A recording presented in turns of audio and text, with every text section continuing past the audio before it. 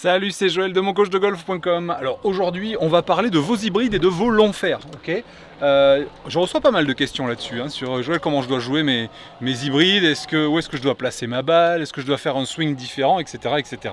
Alors ça c'est... et parallèlement à ça, on entend vachement, on entend souvent des gens qui disent bah non mais c'est le même swing, on fait le même swing quel que soit le club et c'est le club qui fait la différence.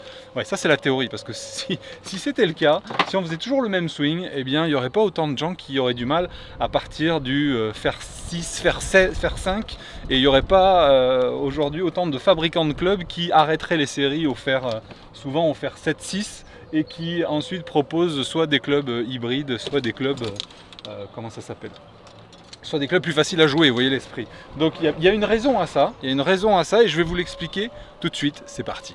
Alors pour vous illustrer ça, je suis venu ici au trou numéro 7 du Royal Mougin à côté de Cannes. Regardez, je vous montre ça. Très beau trou, alors avec eau à gauche et puis des rochers à droite. Bref, il faut pas être trop long, il ne faut pas aller à gauche, il faut trouver le milieu du fairway. Alors justement, les hybrides, c'est un bon moyen sur ce genre de trou de mettre une mise en jeu entre guillemets safe, tranquille, sans trop de risques. Et d'ailleurs, les jours où vous drivez très mal, je vous encourage à passer soit au bois 3, soit à l'hybride. Il vaut mieux perdre quelques mètres et entrer en jeu. Mais je sais aussi que beaucoup de gens aimeraient jouer leurs hybrides, mais ont du mal, que ce soit pour attaquer les greens, que ce soit pour attaquer les longs par 3, les longs par 4, etc. Et je voudrais vous expliquer pourquoi autant de golfeurs ont du mal, en tout cas sur les longs fers, c'est-à-dire jouer à partir du 5, du 4, etc. On commence à avoir un contact qui est moins régulier, qui est moins performant, et on commence à avoir du mal, on commence souvent aussi à couper ses balles, etc. Je vais vous expliquer ça tout de suite. Ok, donc la question aussi qui revient souvent, c'est Joël, est-ce que je dois jouer mes hybrides avec mon swing de fer ou avec mon swing de bois? En fait, justement, si ça s'appelle hybride, regardez, c'est qu'il y a une bonne raison. J'ai pris un fer 7, en général, avec son fer 7, tout le monde s'en tire pas trop mal, ok? Donc j'ai pris un fer 7, j'ai pris mon hybride 2, qui est plutôt un fer, c'est un 712U pour ceux qui connaissent, c'est vraiment un lance-missile ce truc. Et ensuite j'ai pris mon bois 3, pour vous montrer que au niveau, vous voyez, inclinaison du manche, ce qu'on appelle le lie ici, on est pile intermédiaire, on est pile au milieu entre, on va dire, un fer 7 et un bois 3. Okay, en tout cas avec un fer 2 ou un hybride 3, okay, on a un hybride 2, un hybride 3.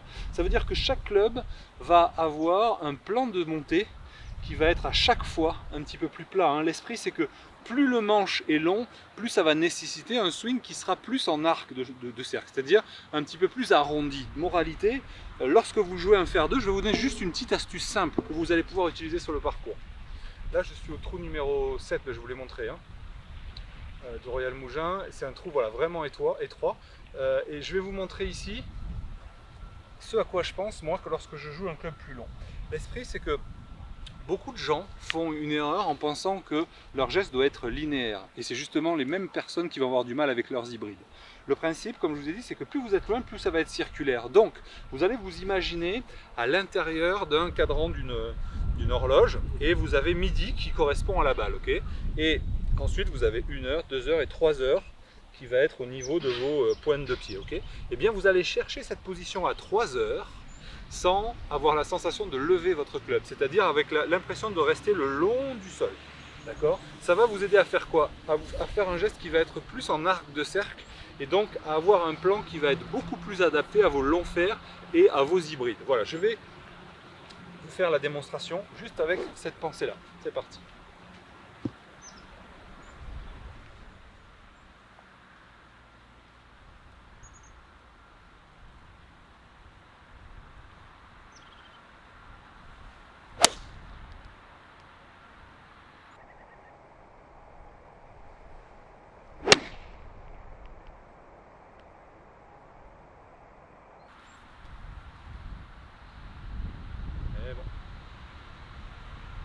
Ok.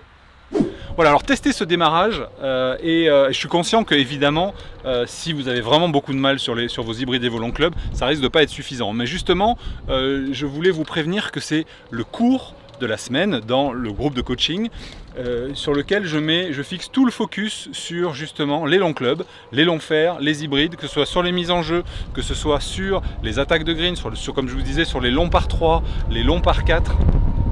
vous permettre, pour ceux qui ont suffisamment déjà de longueur, peut-être attaquer les longs par 52, hein, pouvoir putter pour l'eagle, c'est quand même plutôt sympa, et puis aller toucher des greens sur les longs par 4 aussi, c'est plutôt sympa. Donc je vous décris tout ça dans le cours de la semaine. C'est chaque semaine il y a un nouveau cours avec un plan d'action pour mettre les choses en application, hein. Ce que je dis toujours, c'est ça, c'est que le savoir c'est bien, mais savoir faire c'est mieux, et pour arriver à savoir faire les choses, c'est-à-dire à transformer la connaissance en compétence, et bien la seule et unique option, c'est la pratique. Et bien justement, je vous aide à mettre en pratique les choses en vous guidant pas à pas avec des séances d'entraînement dans lesquelles je vous dis exactement quoi faire et comment faire. C'est dans le groupe de coaching, c'est dans la description, il y a un lien, vous cliquez dessus et on se retrouve tout de suite. Bye bye.